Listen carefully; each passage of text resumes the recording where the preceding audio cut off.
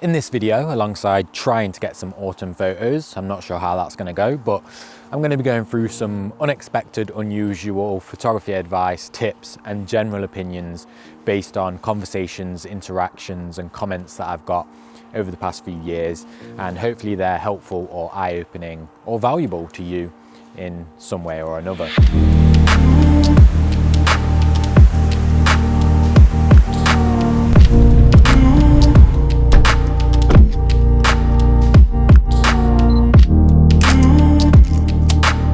Alright, let's waste no time and let's get into this first bit of advice, tip, opinion, whatever you want to label it when it comes to photography.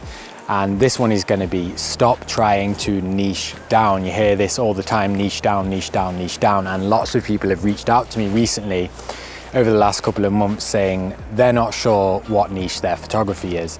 And my answer to that is always, you don't have to have a niche of photography. You can be somebody that photographs absolutely everything. I used to call myself a landscape photographer because I felt like I needed to fit myself into a corner of the photography world, the community, so that if somebody asked me what I did, I could tell them in a short sentence that I'm a landscape photographer and they'd know straight away.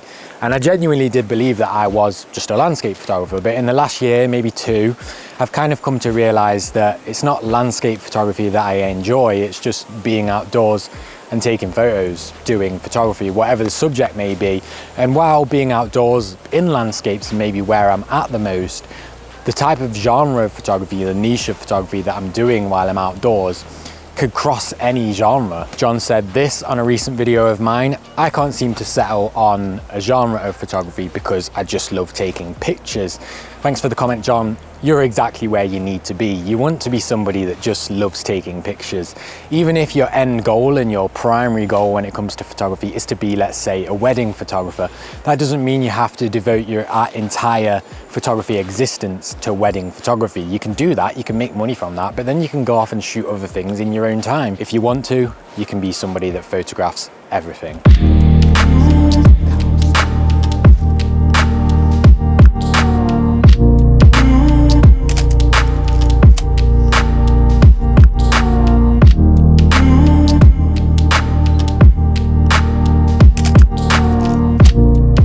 Just a little side point as well, off the back of that last point. I think that finding your style in photography and finding your niche in photography are two different things that should be treated as separate. I would say that ideally you do want to have a style to your work, but you don't have to fit into a niche. So you can be somebody that photographs everything and anything, but it is great to have a cohesive style, especially when it comes to your editing look or images that you can look at and think instantly, that's my kind of image. So treat them two differently. I would pursue trying to find your style, but I wouldn't necessarily rack my brains on trying to fit myself into a photography niche.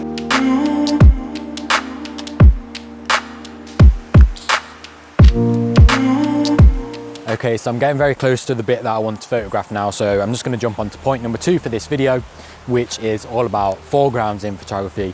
Now, there's a lot of emphasis that's drilled into us from the get-go. If you're a beginner in photography, you're probably going to read this foreground, midground, background. Especially in landscape photography, there's loads of emphasis on always having a foreground in your image. Now, of course, foregrounds are a great thing to look out for, and a really nice foreground in your photos will elevate your photography. But my opinion and my advice is that you don't always need a foreground in your images. A lot of people, I think, get way caught up and bogged down in the so-called rules of photography and kind of let that dictate what they're photographing a little bit. But my take on it is pretty simple. A nice photo can be a nice photo regardless of whether you've followed any rules whatsoever. If you framed an image up and it looks really great and your subject in it is super strong, but you don't have a foreground, don't let it ruin that photograph for you. Just shoot it as it is. Don't go off looking and get all disgruntled because you need to find a foreground. You don't always need one, and that is my advice for this tip. It's as simple as that.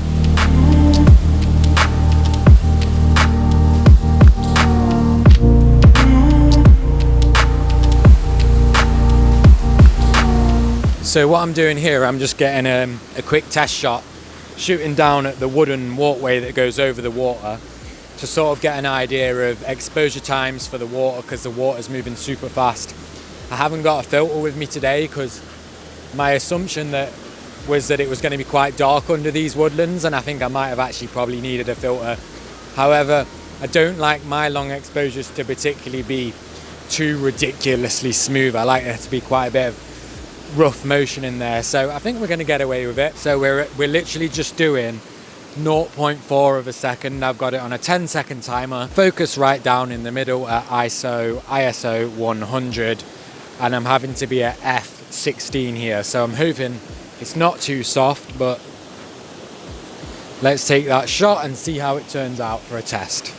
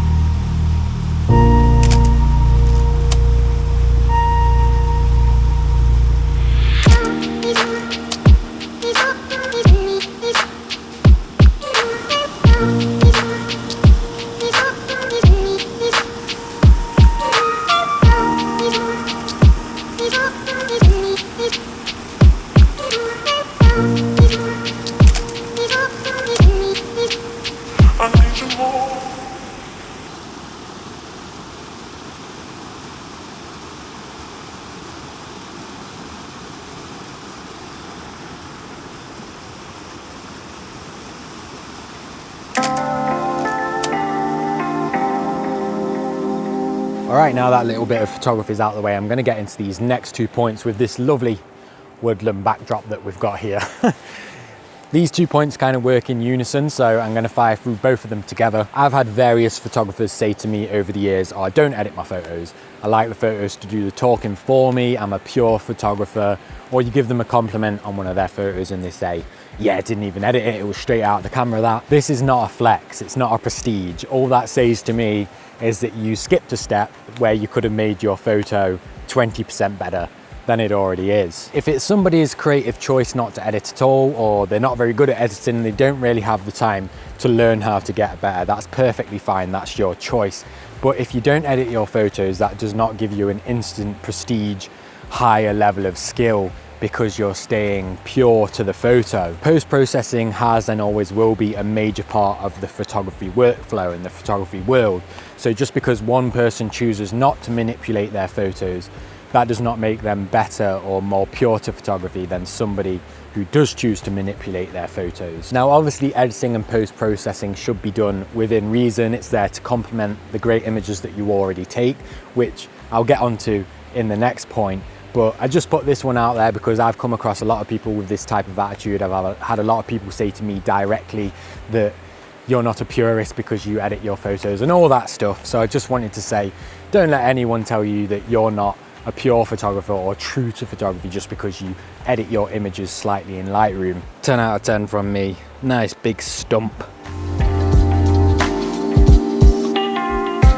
Okay, so off the back of that one, I'm going to go to the complete other end of the spectrum, mainly based on a conversation and an interaction that I witnessed recently, but post-production is not the majority of the skill in photography. Slapping a cinematic color grade on a photo doesn't instantly make it good. You could go to the absolute extremes and replace your sky, use AI to generate yourself a subject, remove distractions from the image, remove objects, but at that point, it's just not photography anymore. That's a whole different skill on its own. Therefore, just because you're good at editing, just because you're really good at photo manipulation, that doesn't instantly make your photography good. I've been a professional editor in the industry for around about 6 years, and I've been using Photoshop and Lightroom for probably 15 years, maybe more. Does that instantly mean that my photos are incredible because I've got all of that post-processing knowledge under my belt? Absolutely not. And this one's quite personal to me, and I'm quite passionate about this one because I've had so many people in the past just assume that all of my images must just be ridiculously edited because they know what I do for a job. Maybe co-workers have said before, that image isn't real, you photoshopped that in.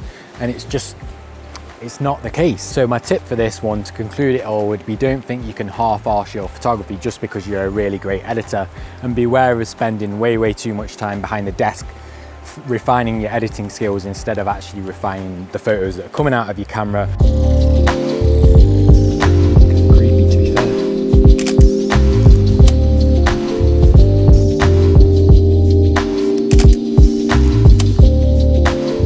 I love autumn, autumn loves me.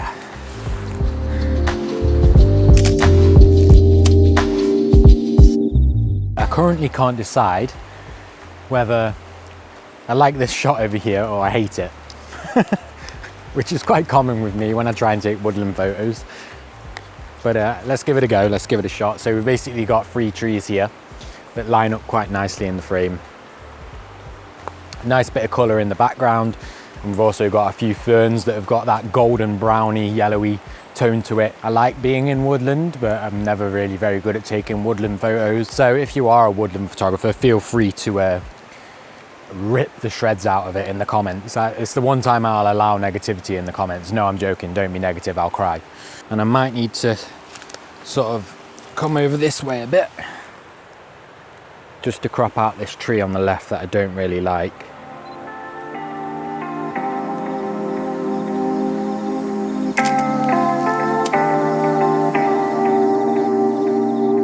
And if that is not absolutely terrible, I'll show it on the screen.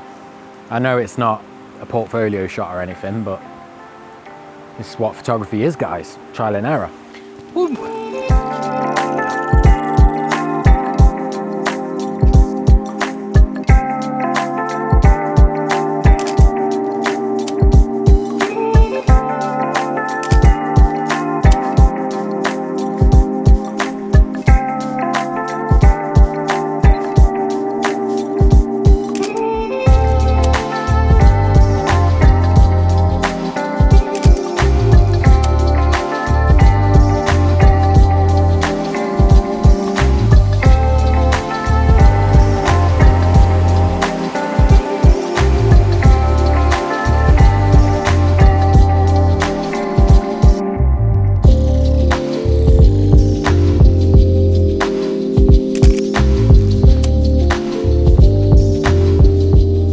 Right, the light's starting to slowly leave us now, so I'm going to get into this last tip, advice or opinion. Just because someone takes a photo at f1.4 and the background's all blurred out and nice, it shouldn't and it doesn't instantly make that photo a good photo. It's quite common for photographers, and maybe more so viewers of photography as well, that if a photo's got insane depth of field and insane bokeh, that it's an indication of a good photograph.